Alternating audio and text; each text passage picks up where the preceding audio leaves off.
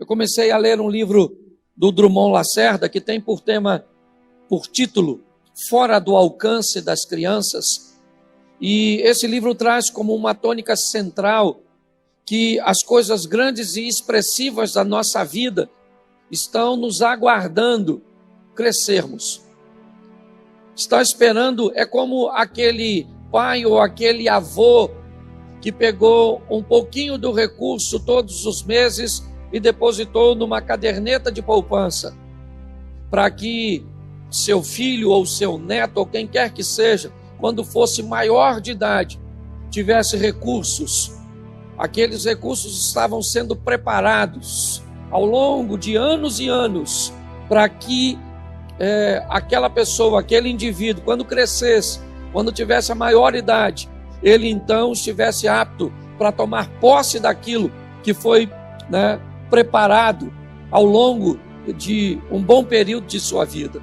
Da mesma forma nós entendemos, e eu gostei muito dessa tônica do livro Fora do Alcance das Crianças. Aliás, gostaria de recomendar uma leitura rápida, mas muito boa.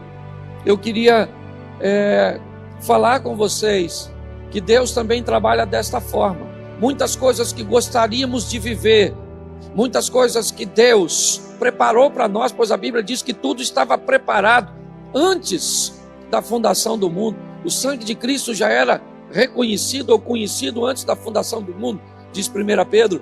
Mas muitas coisas que não vivemos porque não temos maturidade. Deus está nos aguardando, crescermos e não nos tornarmos maior dos 18, dos 21, mas amadurecer a nossa mente, para que possamos deixar de ser crianças e termos acesso àquilo que Deus tem a nos oferecer. A grande virtude, e é isso que eu quero, essa tônica que eu quero tomar com você, está no nosso poder de recuperação. O que vamos fazer após uma queda, além de chorar pela dor do acontecido? Como é que nós vamos nos comportar? Essa tônica de dizer a força que me mantém de pé tem por propósito mostrar alguns personagens bíblicos, pois quando nós olhamos para a Bíblia, nós vemos muitas pessoas ou muitos homens com algumas virtudes.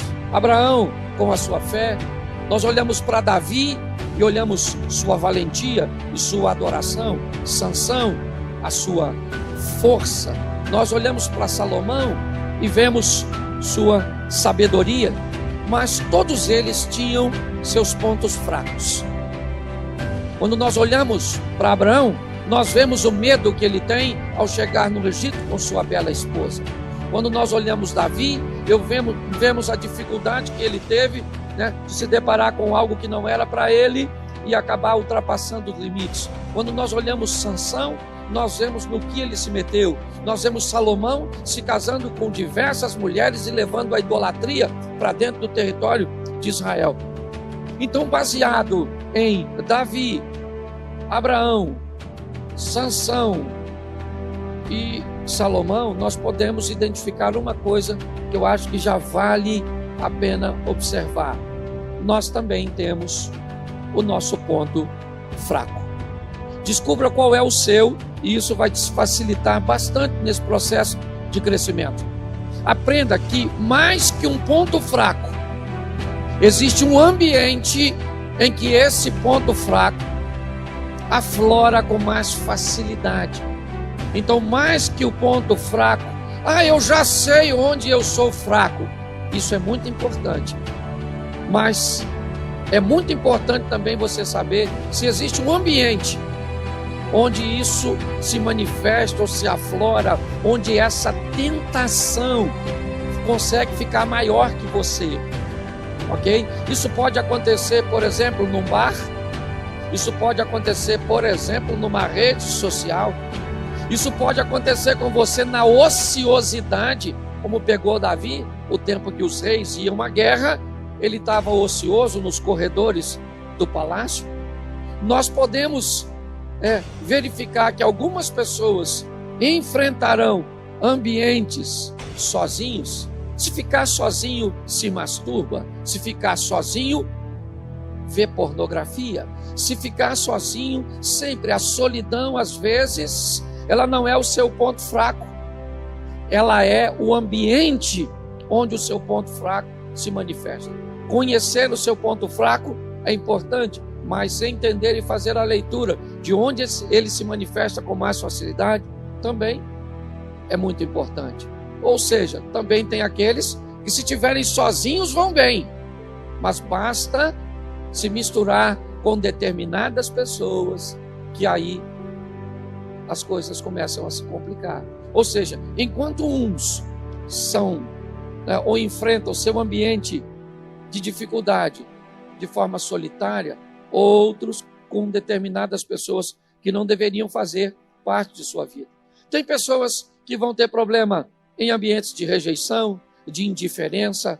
Onde é que a sua dificuldade ou o seu ponto fraco se manifesta? Observe isso, e isso vai te ajudar bastante. Hoje eu quero olhar um texto com vocês do segundo livro do profeta Samuel, no capítulo 12. O texto me saltou pela recuperação de Davi, pela maneira que ele conseguiu se recuperar, sabe? É a tal da resiliência, aquela capacidade. Pensa uma almofada, quando você senta em cima dela e ela perde toda a sua forma, ela amassa, ela enruga, ela dobra, mas basta você sair de cima da almofada, que se a densidade de sua espuma ainda estiver correta e firme, apesar de todo o peso, de toda a pressão que ela recebeu, ela vai voltar para o tamanho normal, para a forma normal. Essa é a grande faceta da vida. Depois de uma situação como essa, econômica, de saúde, de toda essa pressão emocional que estamos vivendo, nos apertando, você liga a televisão, morreram tantos, os dados estão aqui, a situação está difícil, amanhã é segunda-feira, a pressão, será que a empresa vai me demitir? E os meus recursos, e como funciona, as igrejas fechadas, a estrutura, e como é que eu vou sobreviver a todo esse aperto quando tudo isso passar? Pasme você. Muitas pessoas, no fim dessa história, não ficaram nem para ver o desfecho. Tiraram sua própria vida, se embotaram em meio a depressões, a síndrome do pânico.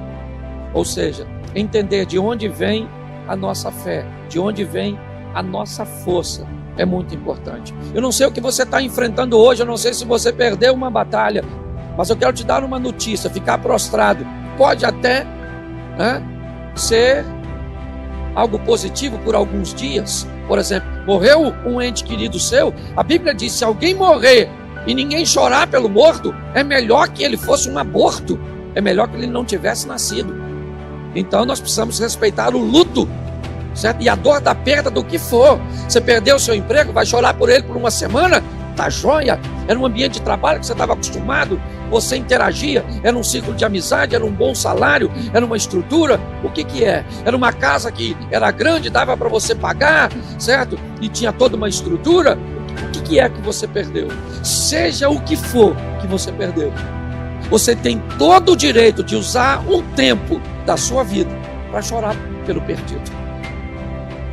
Primeiro, porque isso demonstra que há valor, que você sabe valorizar as coisas. Sejam pessoas, sejam animais, sejam objetos, ok?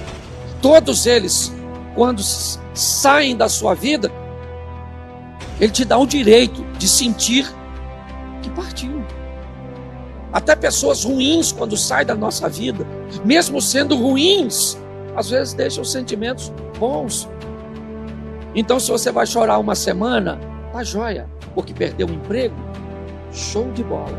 Agora, se você quer chorar um ano, aí vai ser difícil.